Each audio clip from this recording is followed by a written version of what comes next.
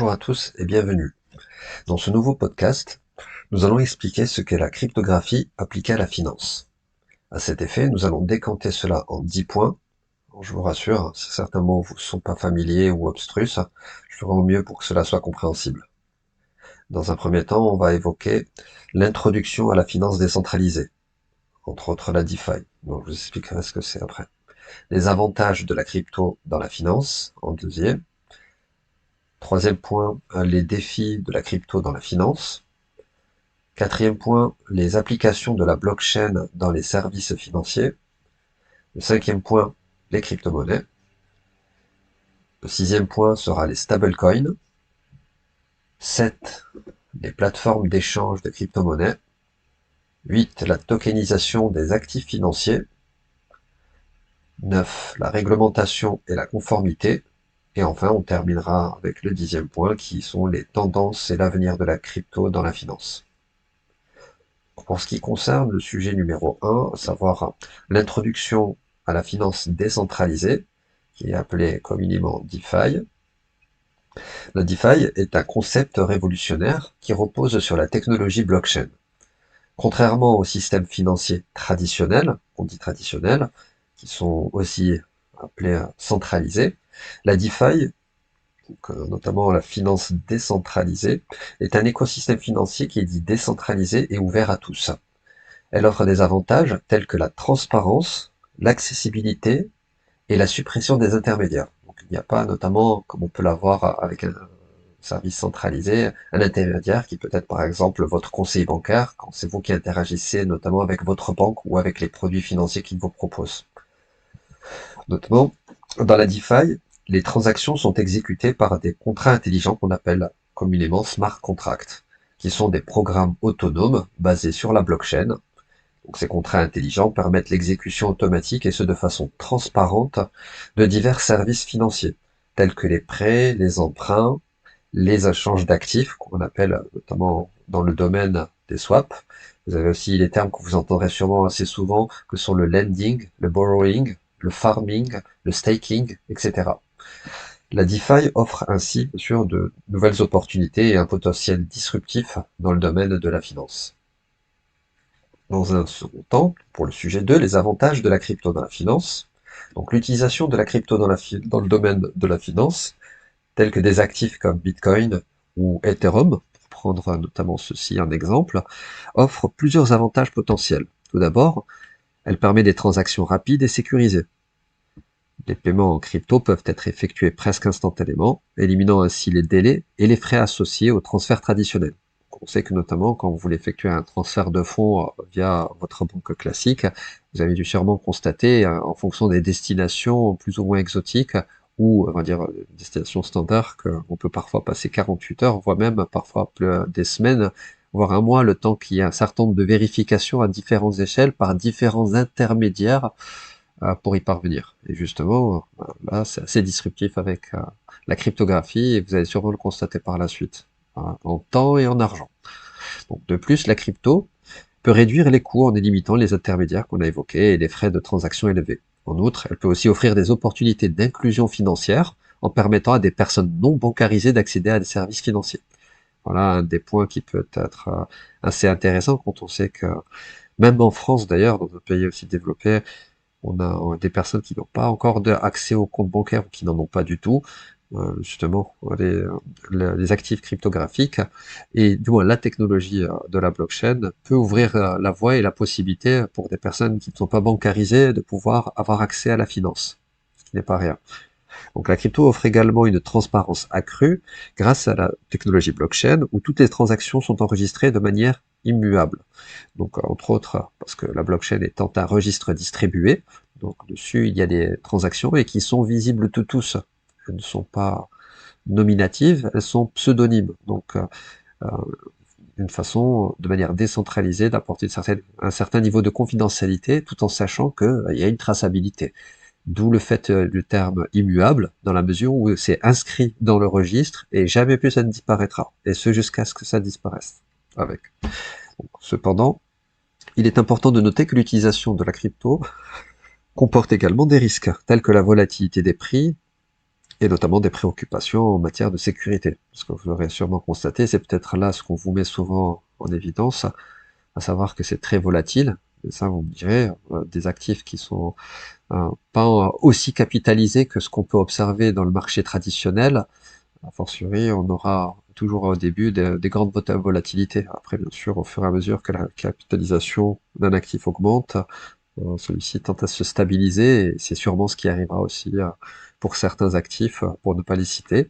Et pour ce qui concerne la préoccupation en matière de sécurité, on dira que même dans la vie de tous les jours, tout ce qu'on ne connaît pas, on peut en avoir peur, en général, et c'est un peu pareil. C'est un nouvel actif, c'est une nouvelle façon de penser, une nouvelle façon de faire, et naturellement, il y a beaucoup de préoccupations sur est-ce que c'est dangereux ou pas, est-ce que c'est utile ou pas, et qu'est-ce qu'on peut mettre en place justement pour le rendre accessible à tous, et ce, dans des conditions de sécurité optimum.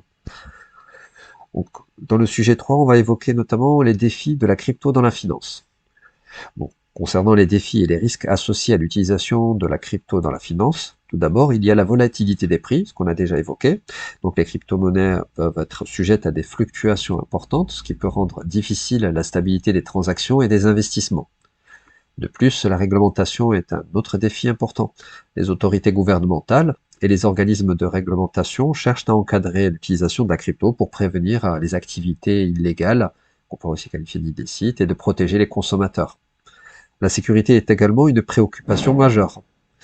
Les utilisateurs doivent prendre des mesures pour protéger leurs clés privées et leurs fonds, bien sûr, car les transactions en crypto sont irréversibles. Donc, là, on dit entre autres que dans la mesure où il n'y a pas d'intermédiaire, vous ne pourrez pas nécessairement vous en référer à une personne physique pour pouvoir vouloir récupérer vos fonds si vous l'utilisez bien sûr de manière, je dirais, totalement décentralisée.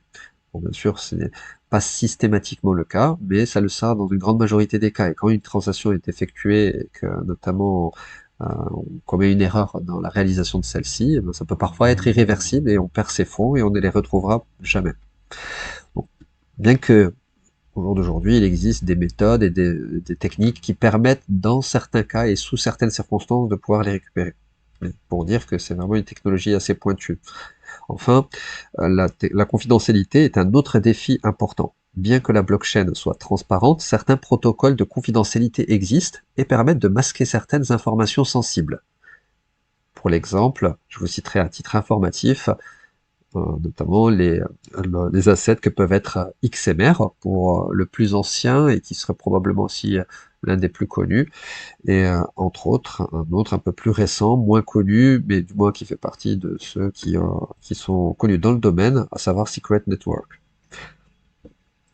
Nous avons le sujet 4 qui est les applications de la blockchain dans les services financiers. Donc la blockchain offre un registre décentralisé et sécurisé qui peut être utilisé pour plusieurs cas d'usage. Tout d'abord, les paiements internationaux, en permettant des transactions transfrontalières, rapides et moins coûteuses. C'est ce qu'on a évoqué précédemment, c'est un des intérêts majeurs. Ensuite, les prêts peer-to-peer basés sur la blockchain peuvent éliminer les intermédiaires traditionnels et permettre des conditions plus transparentes et équitables pour les emprunteurs et les prêteurs. Donc notamment le fait qu'on évoque le terme peer-to-peer, donc pair à pair, ça signifie que vous allez interagir avec une autre personne, une autre entité, et ce sans intermédiaire, pour pouvoir réaliser des emprunts ou des prêts. Et ça, bien sûr, le fait qu'il y ait moins d'intermédiaires fait gagner du temps, et comme on l'a déjà précédemment évoqué, c'est un gain de temps et d'argent. De plus, la tokenisation des actifs réels sur la blockchain offre des opportunités de liquidité, de fractionnement des actifs et de facilité de transfert de propriété. Donc, autant dire que la tokenisation des actifs, c'est vraiment le must de ce qui va arriver prochainement et qui sera sûrement parmi les plus grands narratifs qu'on aura ces prochaines années, puisque dès lors qu'on peut tokeniser un actif, eh ben, on peut lui donner une valeur, le numériser et le rendre facile d'accès, et pouvoir bien sûr en faire différents usages et pour différentes fonctionnalités. On va dire les cas use case, il y en a énormément pour différentes technologies, dont la tokenisation des actifs. Donc, les contrats intelligents sont une autre application importante, donc les smart contracts qu'on avait évoqués précédemment, qui permettent l'exécution automatique et sécurisée d'accords financiers. Donc justement, ces smart contracts, c'est vraiment révolutionnaire, puisque dès lors que ceux-ci ont été conçus, on peut avoir accès à des produits et des services financiers qui sont notamment réalisés justement à l'aide de ces smart contracts. Enfin, bien sûr, les échanges d'actifs décentralisés, comme notamment on peut y avoir accès dans des DEX, qui sont notamment des échanges, qui sont notamment des supports sur lesquels on peut échanger des actifs financiers cryptographiques basés sur la blockchain, permettent des échanges peer-to-peer, donc pair à pair, sans tiers de confiance, donc sans intermédiaire. Ces applications démontrent le potentiel de la blockchain pour transformer les services financiers traditionnels en des solutions plus rapides, plus transparentes et plus efficaces. Alors, dans le point numéro 5, on en arrive bien sûr justement aux crypto-monnaies. Donc on va aborder maintenant nos précieuses crypto-monnaies. La crypto-monnaie est la plus connue, est sans aucun doute le Bitcoin. Donc lancé en 2009, pour ceux qui ne le savent pas, le Bitcoin est une monnaie numérique décentralisée qui fonctionne sur la technologie blockchain. Elle a ouvert la voie aux autres crypto-monnaies, qu'on appelle communément les altcoins, les coins alternatifs, et qui a attiré l'attention du public sur les avantages potentiels de la technologie. Ensuite, nous avons l'Ethereum, à partir duquel, justement, sur ce protocole est arrivé les smart contracts, c'est contrats intelligents. Il s'agit d'un protocole qui permet l'exécution de contrats intelligents et le développement d'applications décentralisées, d'où l'acronyme qui est employé DApps, pour Decentralized Apps. L'Ethereum a ouvert la voie à une multitude d'innovations dans l'écosystème de la DeFi, de la finance décentralisée. Il existe des dizaines de milliers de crypto-monnaies, et chacune a ses propres caractéristiques spécifiques et ses cas d'usage. Elles ont toutes contribué à façonner la finance qu'on pourrait notamment évoquer comme étant la finance cryptographique. Maintenant, on va évoquer un autre sujet qui, bien qu'il est évoqué séparément, a un lien direct avec les crypto-monnaies, c'est les stablecoins. Alors les stablecoins, notamment, ce sont des crypto-monnaies qui sont conçues pour maintenir une valeur stable en étant adossées à un actif sous-jacent, tel qu'une monnaie fiduciaire. Donc, notamment les stablecoins, offrent une alternative aux crypto-monnaies traditionnelles dont la valeur peut être sujette à des fortes fluctuations. Donc, on a les actifs que peuvent être par exemple Bitcoin qu'on a évoqué ou Ethereum, ils ont une valeur qui leur est propre, et notamment c'est un peu différent des stablecoins qui eux en fait permettent d'avoir un actif qui a une valeur stable en 1 pour 1, notamment par exemple avec, pour citer le dollar. Donc il existe des actifs qui s'appellent, pour les plus connus, USDT ou USDC. Il y en a aussi même d'autres qui sont décentralisés, qu'on pourra développer plus tard, mais pour ce qui concerne l'USDC et l'USDT, ils sont backés par de vrais dollars, notamment dans des comptes bancaires, dans des institutions bancaires. L'un des avantages des stablecoins est qu'il permet aux utilisateurs de profiter de la technologie blockchain tout en atténuant la volatilité inhérente aux crypto-monnaies et donc de limiter le risque. Par exemple, un stablecoin adossé à une monnaie fiduciaire comme le dollar vise à maintenir une valeur stable équivalente à un dollar, du 1 pour 1, ce que j'ai évoqué. Cela peut faciliter les transactions, notamment au niveau des échanges que vous pouvez faire en stablecoin, car les utilisateurs peuvent effectuer des paiements et des transferts de valeur en utilisant justement une monnaie stable, sans se soucier des variations de prix. Donc les stablecoins sont utilisés dans divers cas d'usage. Ils peuvent être utilisés comme une forme de monnaie numérique stable pour des achats en ligne, les transferts de fonds transfrontaliers et les paiements entre les utilisateurs. De plus, les stablecoins sont également utilisés dans l'écosystème de la finance décentralisée, donc la DeFi qu'on a déjà évoqué. Elles servent de moyen d'échange et de réserve de valeur dans les protocoles de prêt, d'emprunt, les pools de liquidité et d'autres applications qui sont propres à la DeFi. Cependant, il est important de noter que les stablecoins ne sont pas sans risque.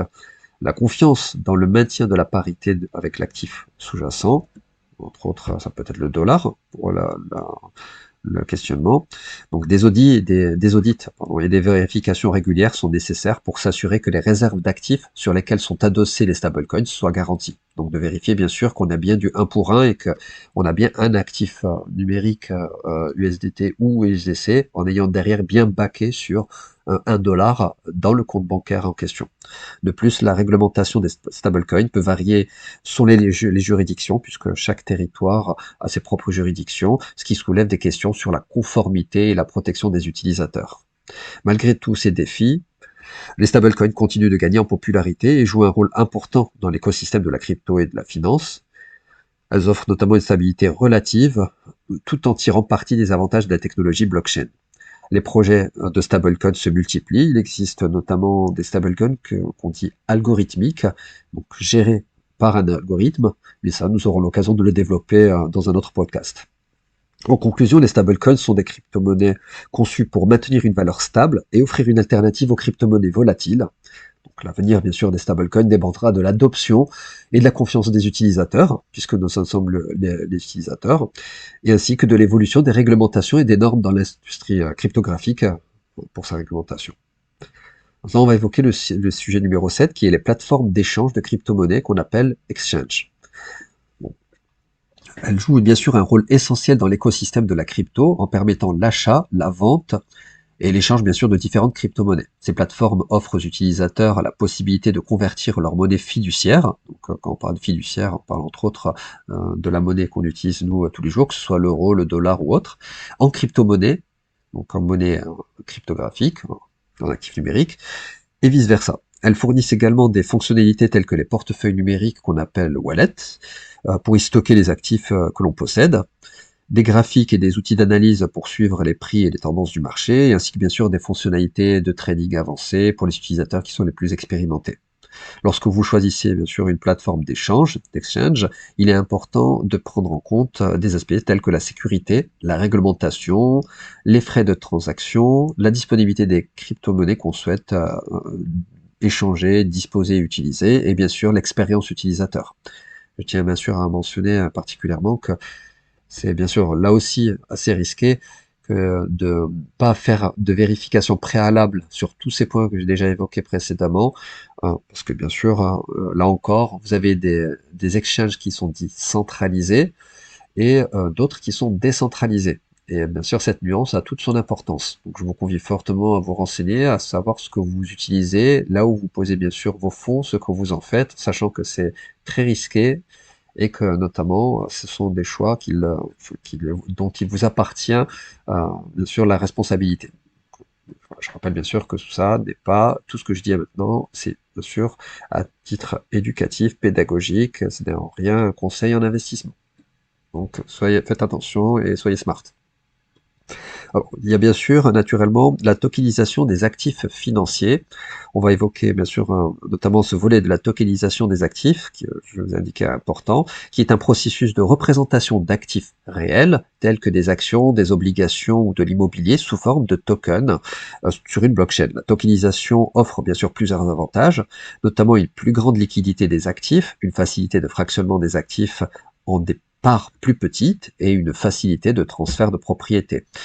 Donc, notamment, on pourrait prendre très bien un tableau, une peinture qui a une très grande valeur, on le tokenise, donc on le fait sous la forme d'un actif financier, et bien sûr, le tableau bien sûr serait échangé réellement, et bien sûr, par exemple, token en question qui le représenterait, cet actif, lui, il y aura une propriété qui est celui qui le donne à une autre, transfert de propriété, et ce serait cet actif, justement, unique, pour pas dire infalsifiable, et unique, et bien sûr, qui représentera le titre de propriété. Donc imaginez tout ce que ça peut apporter comme changement et révolution pour tout ce qui concerne l'aspect administratif et toute la lourdeur d'administration qu'on a actuellement. Donc c'est vraiment, je pense, révolutionnaire. Et ça, sûrement, vous le constaterez. Donc les actifs tokenisés peuvent être échangés plus rapidement, plus facilement, et permet de réduire les délais et les coûts associés aux transactions traditionnelles. De plus, la tokenisation peut également ouvrir à de nouvelles opportunités d'investissement en permettant l'accès à des actifs traditionnellement réservés à des investisseurs qualifiés. Donc là aussi, ça va permettre une plus grande ouverture et une plus grande facilité d'accès pour le tout à chacun et pas uniquement des personnes dans certains domaines de manière assez opaque. Donc cependant, la tokenisation des actifs financiers soulève également des questions réglementaires et une certaine complexité juridique. Donc il faut prêter attention qu'il y a dans certains cas un certain flou juridique et que tant que bien sûr ça n'est pas clair, ça reste toujours, comme tous les actifs cryptographiques, très risqué. Par contre, bien sûr, c'est révolutionnaire quoi qu'il en soit, technologiquement parlant. Donc, le sujet 9 étant la réglementation et la conformité. Justement, on aborde maintenant la réglementation et la conformité dans le domaine de la crypto et de la finance décentralisée. Alors que la crypto Et la DeFi continue de gagner en popularité. Les gouvernements et les organismes de réglementation du monde entier cherchent à établir des cadres juridiques et réglementaires pour encadrer ces activités. Donc la réglementation peut varier d'un pays à l'autre, mais il y en a certains bien sûr, en nombre qui ont pour point commun notamment la lutte contre le blanchiment d'argent, la protection des consommateurs et la sécurité des transactions. Et pour cela, bien sûr, bien sûr, les opérateurs, je dirais, dans le domaine cryptographique, doivent respecter des règles de cette réglementation qui est plus généralement s'assurer des exigences que sont le KYC, le Know Your Customers, pour identifier les personnes qui utilisent ces protocoles, le EML, qui est l'anti-money laundering. Donc, c'est justement le process qui permet de pouvoir mettre en place la lutte contre le blanchiment d'argent et de prévenir bien sûr les activités illicites et se conformer aux réglementations. Enfin, pour terminer, nous avons pour conclure le sujet numéro 10 qui sont les tendances et l'avenir de la crypto dans la finance. Donc la crypto et la DeFi continuent d'évoluer rapidement. Nous assistons bien sûr à une adoption croissante, je dirais de masse, des crypto-monnaies par les entreprises et les particuliers, et ainsi qu'une augmentation de l'intérêt des institutions financières traditionnelles pour la crypto. Donc, je citerai quelque chose que vous avez dû sûrement entendre très récemment, à savoir des ETF, notamment qui sont des demandes d'ETF qui ont été émises par le plus grand fonds de gestion américain, qui est notamment BlackRock, pour le citer. Donc, nous voyons également l'émergence de nouveaux produits financiers qui sont basés sur la blockchain. Vous avez donc ces ETF, donc Exchange Trading Funds, et aussi les contrats à terme, notamment sur les crypto-monnaies. Donc, vous avez bien sûr la tokenisation des actifs réels qui devient de plus en plus courante, qui ouvre la voie donc à d'énormes opportunités d'investissement, ce qu'on avait dit aussi. Vous avez bien sûr la réglementation qui est bien sûr en cours d'élaboration dans un certain nombre de territoires et qui est actuellement, on va dire, assez déjà avancé pour ce qui concerne l'Union européenne, avec notamment la réglementation MiCA, donc MICA, que je vous conseille à consulter bien sûr sur Internet. Comme ça, vous pourrez vous familiariser avec ça. Ça peut être très important. Bien sûr, vous avez de nombreux contenus sur Internet qui le décrivent. Et bien sûr, dans l'ensemble, l'avenir de la crypto et de la finance semble très prometteur. Il est important de prêter bien sûr attention aux évolutions réglementaires. Et ça vaut pour tout à chacun, avant bien sûr d'effectuer la moindre démarche concernant la crypto-monnaie. Et voilà que s'achève notre description sur ce qu'est la cryptographie appliquée à la finance. J'espère de tout cœur que cela a été instructif pour vous et que je vous convie bien sûr à suivre mes prochains podcasts. Restez à l'écoute et si vous avez aimé, vous savez quoi faire.